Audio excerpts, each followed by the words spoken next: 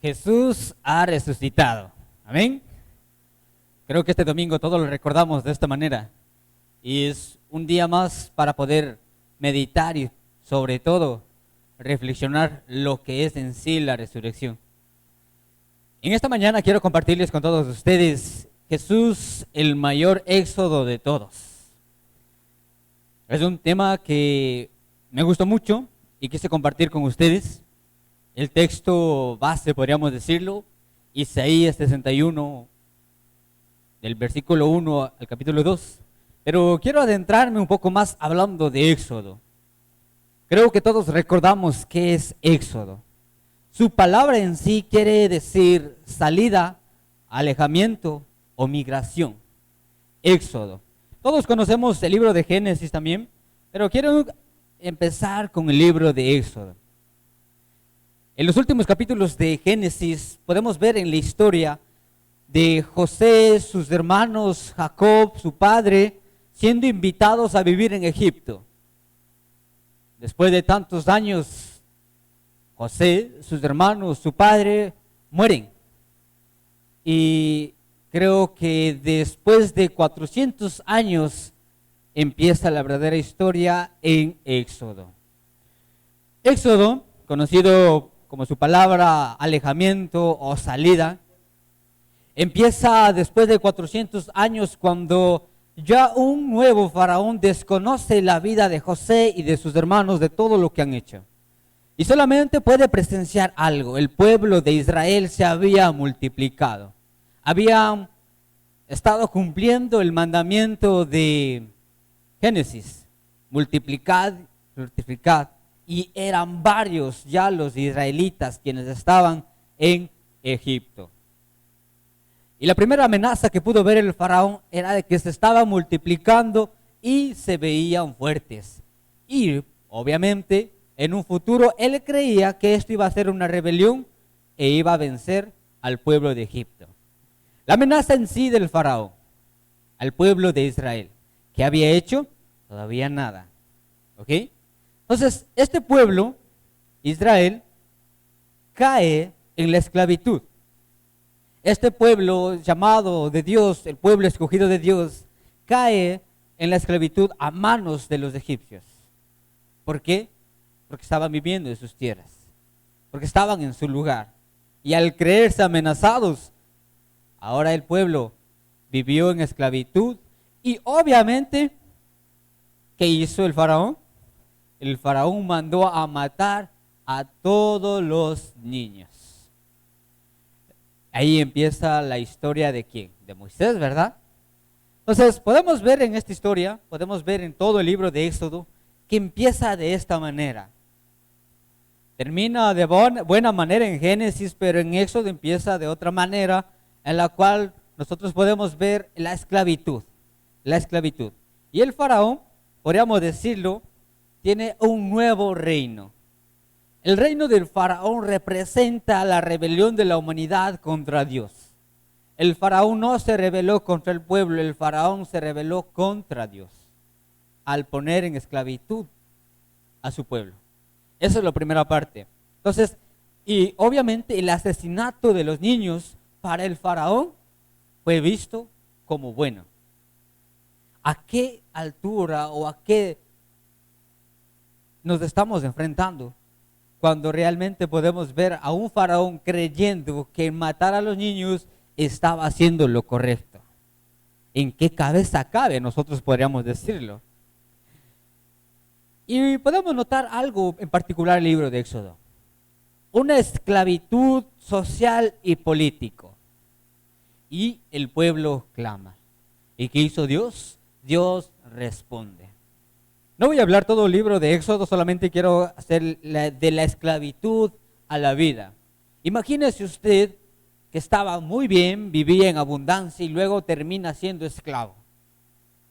Usted está trabajando horas, no le pagan, usted está siendo de las personas explotadas socialmente, políticamente, usted está siendo gobernado y oprimido por otro gobernante que usted puede decir, esto es absurdo.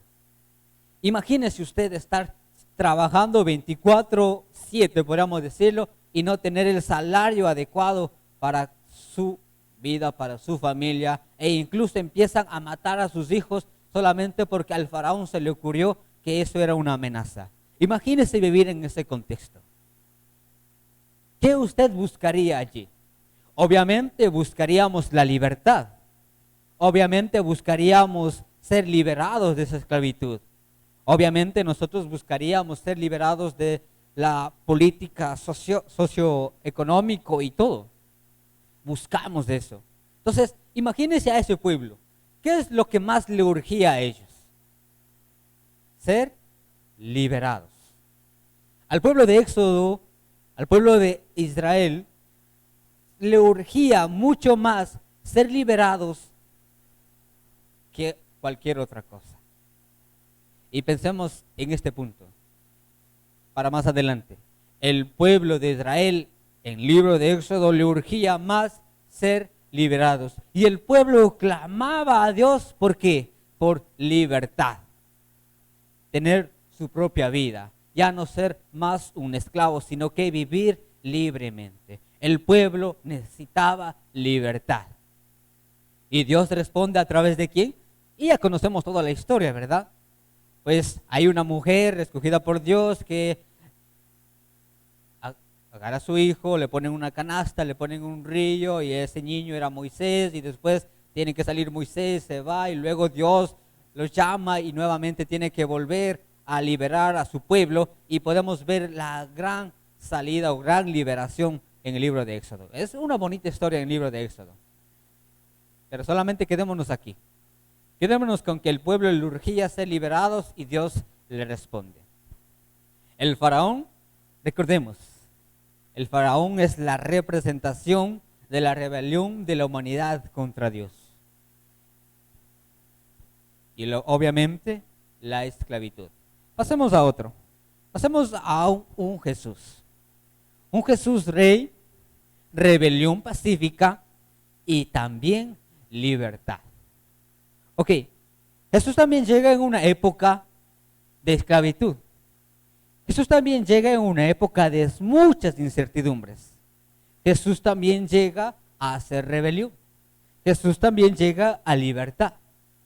Jesús, el rey que todos esperaban, pero muy pocos lo reconocieron. Jesús también es el hombre más revolucionario porque buscó no su fama, sino que buscó la paz. Creo que Jesús es de las personas más revolucionarias en el mundo que podríamos conocerlo, que no buscó su propia gloria ni su estatus personal, sino que simplemente buscó la libertad de los demás. Jesús, un hombre que ha sido influyente por muchos años, no quiso ser reconocido, sino que él buscó no ser reconocido.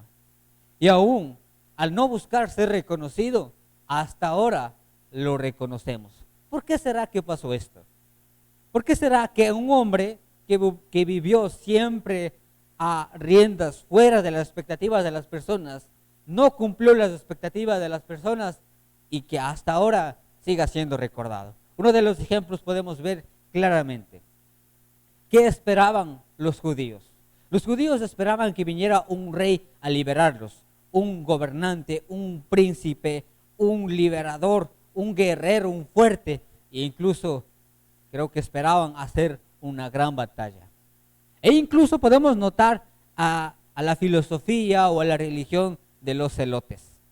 Los celotes eran de las personas que decían: tenemos que ser liberados, tenemos que luchar por la justicia, tenemos que buscar la libertad y tenemos que hacer a fuerza. Ellos se entrenaban muy fuertes para poder combatir al imperio romano. Entonces ellos tenían la idea: nosotros vamos a estar preparando, entrenándonos, ser unos buenos soldados, porque cuando venga Jesús, yo ser escogido para pertenecer a su ejército. Y en su ejército nosotros salir a combatir al pueblo o al imperio de Roma. Eso es lo que tenían la perspectiva de ellos. Otros que tenían la perspectiva de Jesús son los fariseos. los fariseos tenían una estricta regla de querer ser y cumplir la ley a completa cabalidad. Eran de las personas que estudiaban. Los escribas también eran de las personas que estudiaban las escrituras, su palabra lo dice, escribas, y eran de las personas que esperaban a un Jesús que viniese y cumpliese la ley como ellos habían interpretado. Pero ¿qué pasó? Tanta expectativa por un Jesús liberador, por un Jesús soberano, y viene a cambiarlo todo. Todos esperaban que naciera en una cuna de oro. ¿Y dónde nació Jesús? En un pesebre. Todos esperaban que Él gobernase y de que el momento que diese a conocer, Él fuese en contra de los romanos. ¿Y qué hizo Jesús? ¿Qué dijo Jesús?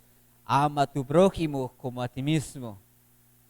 ¿Qué palabras podían ser tan duras para ellos que esperaban venir y conquistar al pueblo, el imperio romano? Pero un Jesús que diga, ama a tu prójimo como a ti mismo, creo que les cayó demasiado gordo, podríamos decirlo.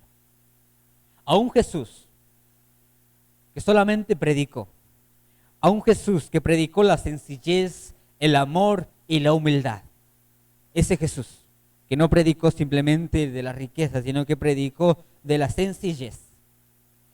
Y uno de los ejemplos más claros de la sencillez lo podemos encontrar en Lucas capítulo 19, versículo 28 al 44, la entrada triunfal a Jerusalén. Solo es para mención nada más. El pueblo de Jerusalén, todo el pueblo, estaba familiarizado con que un gobernante, un rey, tenía que entrar montado en su caballo. Y montar en su caballo representaba o era sinónimo de gloria, poder y autoridad. ¿Y cómo entró Jesús a Jerusalén?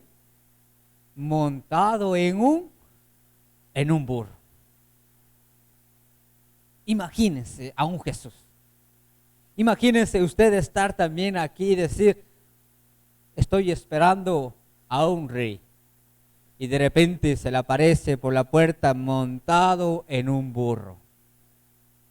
Qué cosa más humillante para el pueblo era en esa época. Montar en un burro. Contrario a montarse en un caballo. A un Jesús que representó la sencillez desde que nació y desde que empezó a predicar. A un Jesús que realmente el amor tuvo más énfasis en aquella cruz que en aquello con lo que hablaba. Y otro ejemplo más claro también podemos ver de sencillez, amor y humildad. Cuando estaba con sus discípulos, casi ya en sus últimos días de morir, estaba con sus discípulos y hace algo humillante para ellos. Hace algo que realmente era imperdonable. Ya muchos, incluso sus discípulos, estaban empezando a reconocer que Jesús era el Cristo, que Jesús era Hijo de Dios, y empezaron a reconocer un poco más.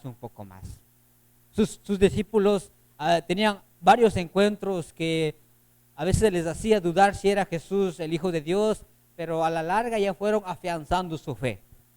Pero hay una imagen ahí, hay una escena que realmente les cambia la perspectiva y les enseña a sus discípulos. Lavar los pies a sus discípulos. Estaba enseñando Jesús ahí y de repente se levanta y empieza a hablar, y empieza a tomar una toalla, lo remoja y empieza a lavar los pies. ¿Qué era lavar los pies en esa época?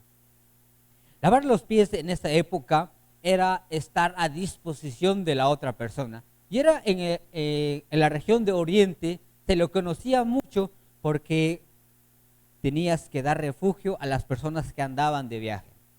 Era como que si las personas anduvieron todo el día de viaje y tú quieres ofrecerle a esa persona poniéndole agua bien helada, bien fría y lavarle los pies, es algo refrescante.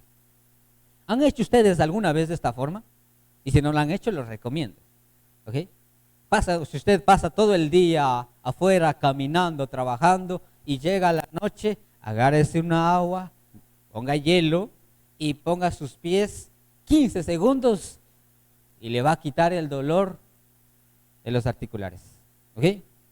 Yo creo que tenían eso la idea en la época antigua, pero representa mucho el lavar, poner los pies en el agua. Pero lavar los pies, eso ya es otro nivel, podríamos decirlo. Lavar los pies era un sinónimo de que yo estoy a tu disposición. Como un maestro, como un rey, puede estar a disposición de los sirvientes. Imagínense eso. Eso era la idea que nació en Pedro.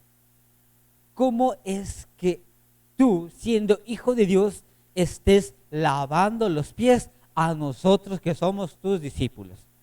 Y Jesús enseñó de esa forma.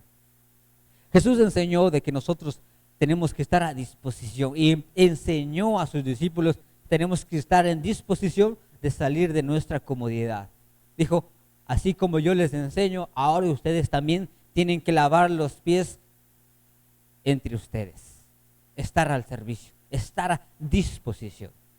Eso fue un Jesús que realmente dio su servicio y nos muestra su inspiración. Aquí viene Jesús, el liberador, vino a cambiar tantas perspectivas. Éxodo, recordemos, es la salida, la liberación que todo el mundo esperaba. En la época de Jesús, todo el mundo esperaba la liberación. Pero la liberación de Jesús viene mucho más allá de lo político, de lo económico, de lo social. Y eso es lo que realmente debemos hacer énfasis en Jesús. Y quiero ahora pensemos en esto. Jesús en nuestro contexto actual. La inteligencia artificial creo que está a la moda. Esta es una imagen de Jesús y sus discípulos tomándose una selfie. Un artista le puso a la inteligencia artificial que dibujase a Jesús y sus discípulos e hizo esta imagen. ¿Se imaginan a Jesús en nuestro contexto tomándose selfies? ¿Se imaginan a un Jesús llegando acá a la iglesia y diga, voy a predicar? ¿Se imaginan a un Jesús en nuestro contexto actual, usando las redes, usando WhatsApp, usando Facebook, Instagram? ¿Se imaginan a un Jesús actualmente? Esta es una plática que tuve con un compañero hace pocos días. Estábamos conversando y digo, ¿cómo sería Jesús en nuestra actualidad? Me dice él. ¿Cómo sería Jesús ahora con las redes? Yo creo que Jesús predicase por internet, me decía. Y yo quedé pensando en esa pregunta. No le respondí inmediatamente. Y luego se me ocurre decir que Jesús, yo creo que no hubiese publicado nada. Yo creo que Jesús jamás hubiese subido una foto a sus redes sociales. Pero dice, pero yo creo que sí, me dice, empezamos a dialogar. Y me dice, pero ¿por qué piensas de esa forma? Pienso que Jesús no cumple nuestras expectativas. Pienso que Jesús va mucho más allá de lo que nosotros creemos. Yo creo que Jesús incluso nunca hubiese creado Facebook.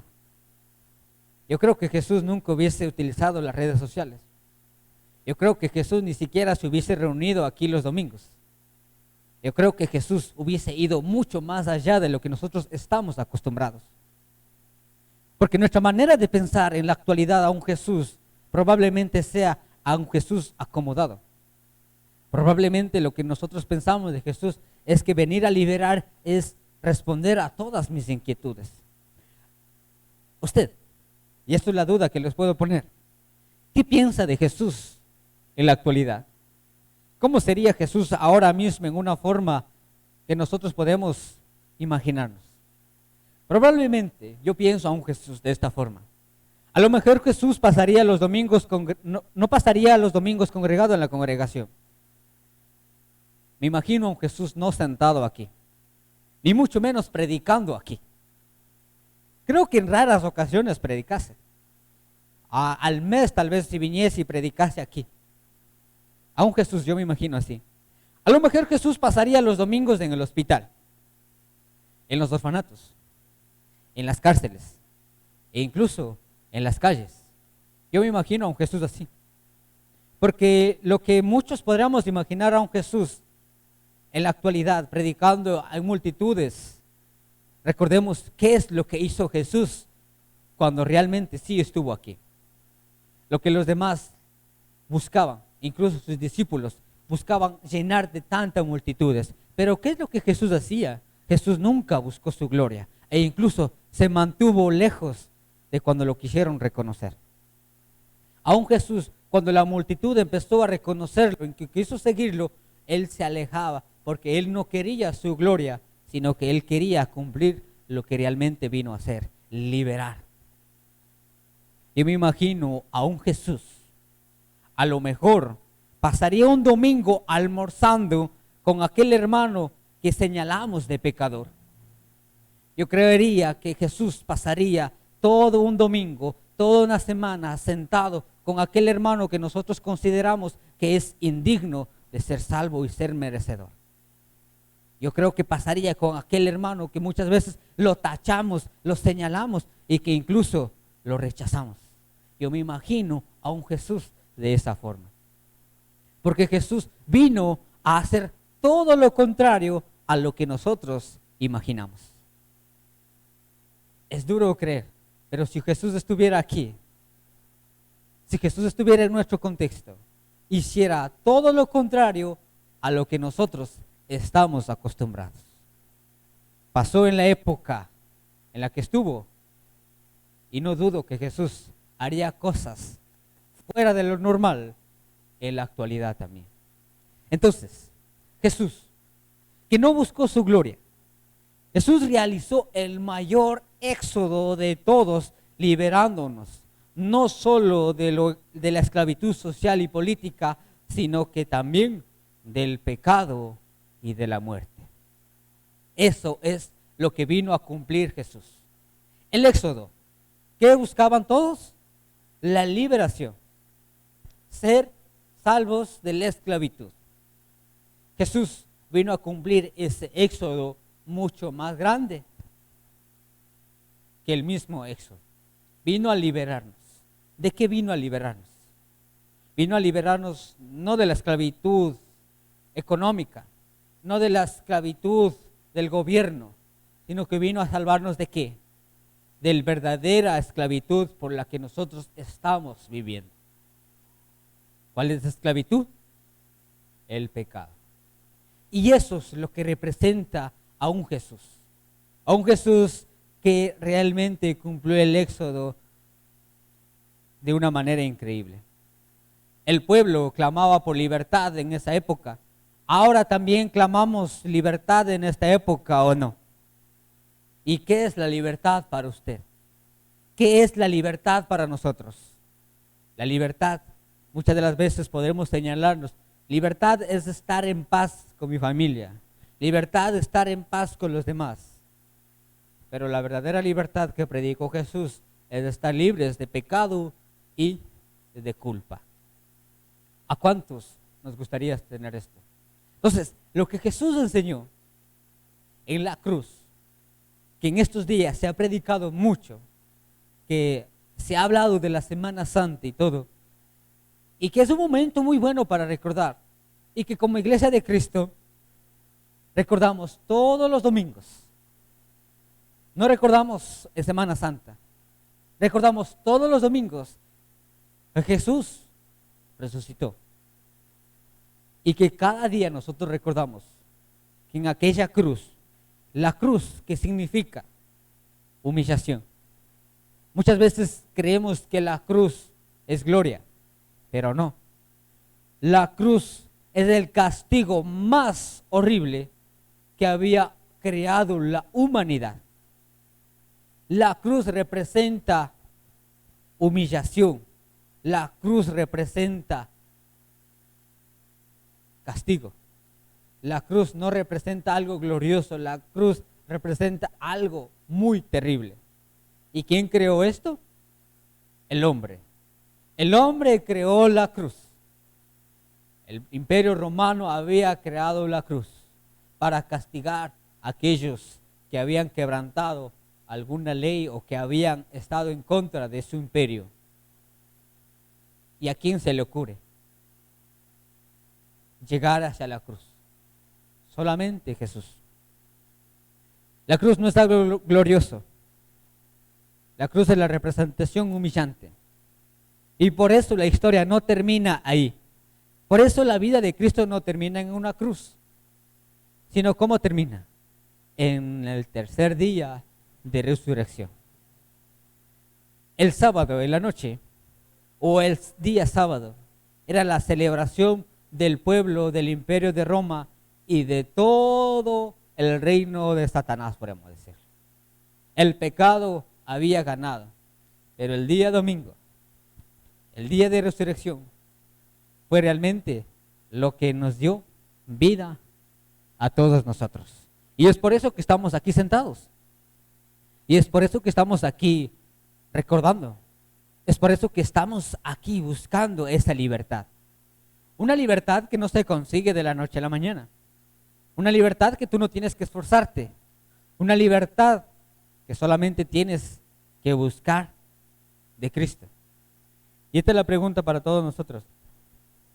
Y Jesús vino a predicar esto. Vino a libertar a todos nosotros. Jesús realizó el mayor éxodo de todos, liberándonos no solo de la esclavitud social o política, sino también del pecado de la muerte.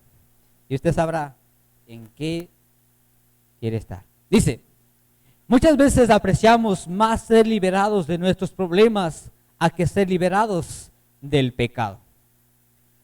Muchas de las veces caemos en estas partes. ¿Qué preferiríamos? ¿Ser liberados de la pobreza o ser liberados del pecado? Curiosamente, muchos caemos en esto. Queremos tener comodidad, queremos salir de la pobreza o queremos salir de nuestros problemas.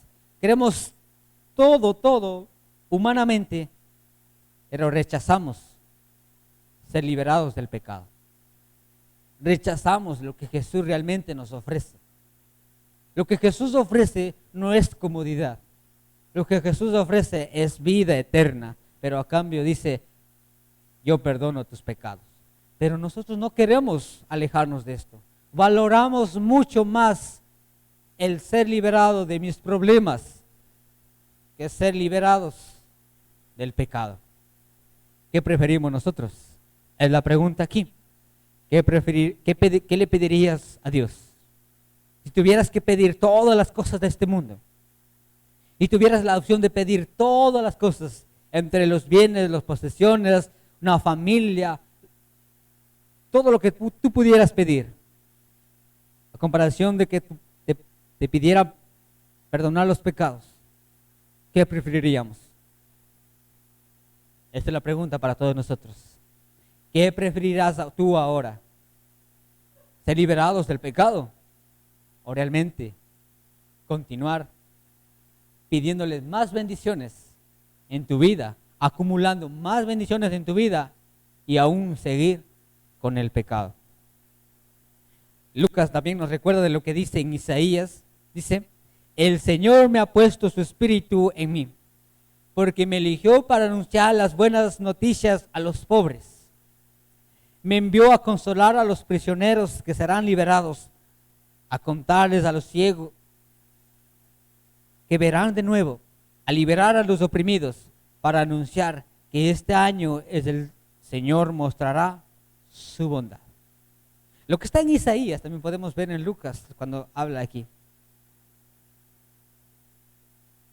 Jesús vino a esto, a los pobres, a estar con los pobres, no para hacerlos ricos, sino para enseñar dónde está la verdadera riqueza. Jesús vino a liberar a los prisioneros, no solamente de aquellos que estaban en la cárcel, sino de aquellos que están prisioneros de la esclavitud, del pecado. Jesús vino a abrir los ojos a aquellos que creían que estaban siguiendo las cosas buenas, para mostrar lo que realmente debían de ver. Jesús vino a liberar a los oprimidos, no para que busquen su propia gloria o puedan empezar a llenarse de venganza, sino que para anunciar que este año es de bondad y de amor, de sencillez. Y esto implica para todos nosotros. ¿Estamos pobres? En Cristo somos ricos. Estamos prisioneros del pecado. Jesús es que nos salva y nos libera. Estamos ciegos. Muchas veces sí. Creemos que estamos haciendo lo bueno. Creemos que adorar a Dios de esta forma. Pero cuidado, podríamos estarnos cayendo en lo mismo que cayeron los fariseos, los celotes y todos aquellos. Y no pudimos ver lo que Jesús realmente estaba haciendo. Entonces Jesús viene a abrirnos nuestros ojos. Y pensemos en esto. Y recordemos la parte última. Jesús libera el pecado. En Éxodo solamente se liberó ¿de qué? De la esclavitud. Pero Jesús da mucho más que eso, dándonos libertad del pecado. Amén. Y eso es lo que celebramos hoy. Hay vida, hay resurrección, hay esperanza en Él.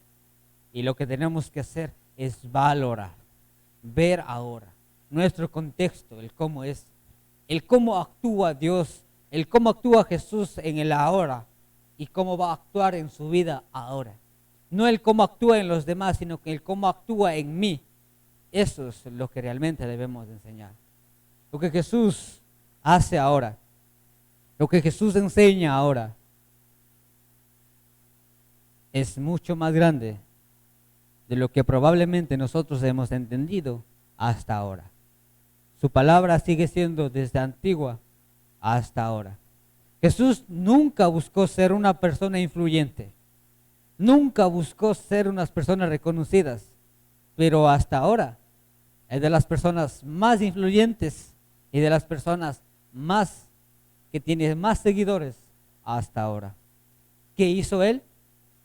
Simplemente algo sencillo: predicar el amor, la sencillez y la humildad. Y es el ejemplo para todos nosotros. No busquemos nuestra gloria, sino que busquemos siempre la gloria de Cristo. Amén. Pongámonos de pie y terminemos en esta mañana pidiéndole a Él que nos pueda liberar de nuestra verdadera esclavitud. Cualquiera que sea nuestra esclavitud, cualquiera que sea lo que estamos atados, pensemos en lo que Dios y Jesús realmente sí nos puede liberar. Amado Padre, llegamos en tu divina presencia para agradecerte por todas las bendiciones que has derramado en nuestras vidas. Agradecemos por cómo tú eres nuestro Rey soberano, Príncipe de príncipes y Rey de reyes, Señor. Gracias, Señor, por demostrarnos que la verdadera libertad, la verdadera cosa que tanto debemos anhelar, es lo que tú nos enseñas. Que la verdadera libertad no solamente de aquello que nos tortura, ya sea económica, socialmente, sino que la verdadera libertad es aquello que tú nos ofreces, limpiándonos nuestros pecados. En esta mañana, Señor, queremos acudir como iglesia. Queremos acudir ante tu presencia para pedirte que abras nuestros ojos y que realmente anhelemos más del ser perdonados del pecado que estar viviendo en nuestra vida cómoda, Señor. No importa los problemas que tengamos, con que pueda ser perdonado en mis pecados, es la cosa más que añoramos en nuestras vidas. Porque sabemos que cuando estamos contigo, las cosas siempre saldrán para bien, pero lo primordial es de ser perdonados el pecado que llevamos cargado tantos años, el pecado con lo cual yo lidio todos los días, el pecado por el cual probablemente nos está ganando, pero solamente en ti podemos encontrar esa verdadera libertad. Tú resucitaste, tú nos diste vida, tú nos diste esperanza, y ayúdanos a mantenernos de esta forma, con una fe ardiente, con una fe inquebrantable, de reconocer que solamente contigo podemos estar en verdadera libertad. Bendice esta iglesia, bendice a todos los hermanos, ayúdanos a perseverar, ayúdanos a mantenernos firmes hasta el fin y valorar todo lo que has hecho en nuestras vidas desde el principio hasta el fin, y que como iglesia podamos enaltecer tu nombre y glorificar tu nombre en todo momento, Señor. Te damos las infinitas gracias y te ponemos todos en tus manos, en nombre de Jesús. Amén. Bendiciones, hermanas.